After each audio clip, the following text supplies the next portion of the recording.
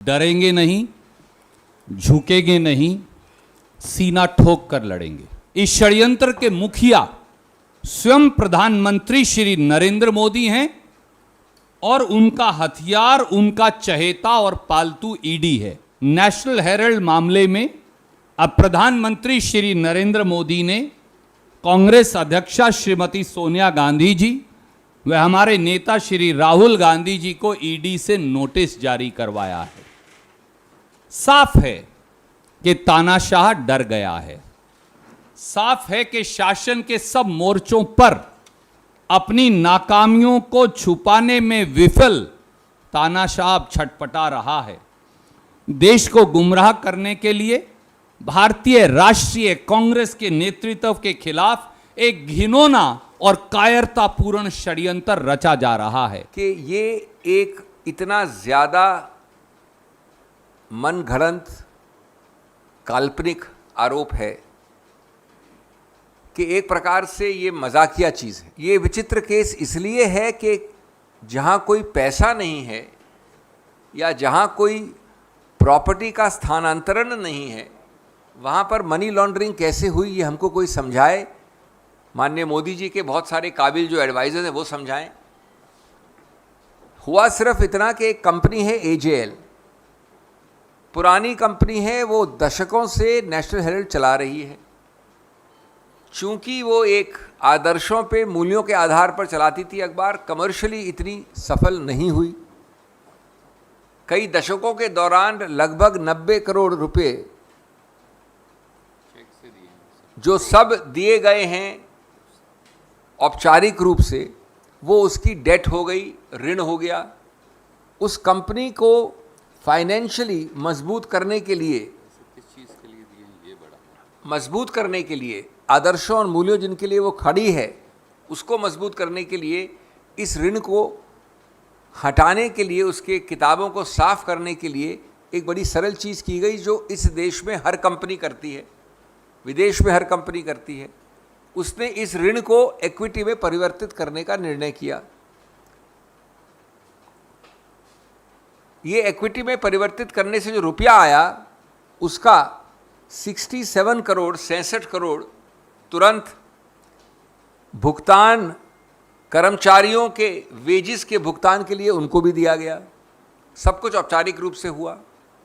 अब जब आप कन्वर्ट करते हो ऋण को इक्विटी में, तो आपको ये जो ऋण है उसको असाइन करना पड़ा एक और कंपनी को। ये वैसे किसी भी कंपनी को असाइन कर सकती थी, लेकिन नई कंपनी जिसको असाइन किया गया, जिसको स्थानांतरण किया गया, जिसको दिया गया, वो कौन थी ये जानना भी आवश्यक है। वो थी यंग इंडिया, जो एक विशेष प्रावधान कंपनीज एक्ट के अंतर्गत, सेक्शन 25 कहते हैं उसको, वो बनाई गई कंपनी जिसमें दो बड़े महत्वपूर्ण प्रतिबंध हैं। आम कंपनी की तरह नहीं, सेक्शन 25 कंपनी न तो कोई डिविडेंड दे सकती है, न प्रॉफिट, जिस प्रकार से कमर्शियली प्रॉफिट समझा जाता है, उसका इस्तेमाल कर सकती है। यानी अगर 10,000 करोड़ भी वो कमा ले तो एक पैसा भी ऋण के डिविडेंड के रूप में बाहर नहीं निकल सकता। इस कंपनी में वो 90 करोड़ या जो भी डेट था ट्रांसफ़र हुआ। दूसरी बात, जब ये कन्वर्ट होती है ऋण इक्विटी में, तो यंग इंडिया वैसी ही रहती है, सिर्फ वो शेयर होल्डर बन जाती है AJL में, और AJL के पास जितनी भी संपत्ति है, अचल या मूवेबल, वो सब AJL के पास ही रहती है। तो दूसरा बिंदु के एक पैसे का, एक अचल संपत्ति का, एक बिल्डिंग का, एक फ्लैट का, एक किसी चीज़ का स्थानांतरण, ट्रांसफ़र कहीं नहीं हुआ, किसी को नहीं हुआ, कभी नहीं हुआ। उसके अंतर्गत 2015 में ये केस बंद हो गया था। याद रखिए 2014 के पहले का केस है ये। ईडी की तरफ से ये केस बंद हो गया। हमारे सत्तारूढ़ सरकार के लोगों को अच्छा नहीं लगा, उन्होंने ईडी में लोगों को बदला, हटाया, निरस्त किया अपने पदों से और नया केस खुलवाया प्रेशर डाल के। और उसके बाद अब 7 साल बाद ये समन्स दे रहे हैं। जैसा मैंने कहा, कभी उनको यहाँ से मोड़ना है, आपका ध्यान आकर्षित करना है, कभी इन्फ्लेशन से, कभी जो अभी GDP फिगर्स हो रहे हैं उनसे, जो विभाजन की भावना चल रही है इस देश में, जो असमंजस की और जो सामाजिक उथल पुथल चल रहा है उससे हटाने के लिए। तो दोस्तों, मैं अपनी बात अंत करना चाहूँगा ये कह के कि इस देश में इस प्रकार से अपने पपेट, जैसा मेरे दोस्त ने कहा, कभी ईडी, कभी सीबीआई, कभी आईटी का दुरुपयोग करके हर राजनीतिक विरोधी को कश्मीर से कन्याकुमारी और गुजरात से पश्चिम बंगाल तक डराना, धमकाना और देश का पूरा ध्यान इधर से उधर करना, ये तकनीक अब पुरानी हो गई है। जैसा हमने कहा, हम न डरेंगे, न झुकेंगे और सीना ठोक कर ऐसे कारनामों का सामना करेंगे।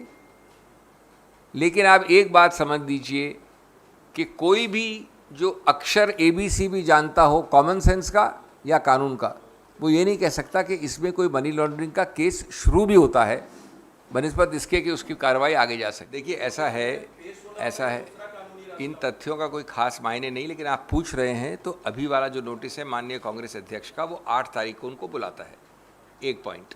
दूसरा, इसमें जो भी उत्तर होते हैं, तथ्य होते हैं, जो कानूनी जवाब होते हैं, वो सब उनको दिए जाएंगे। कानून की एक प्रक्रिया है, उसको देखा जाएगा। लेकिन हमारा आज का उद्देश्य वो है जो हमने आपको बताया है। 8 जून बिल्कुल जाएंगे, बिल्कुल 100% जाएंगे। 8 जून 8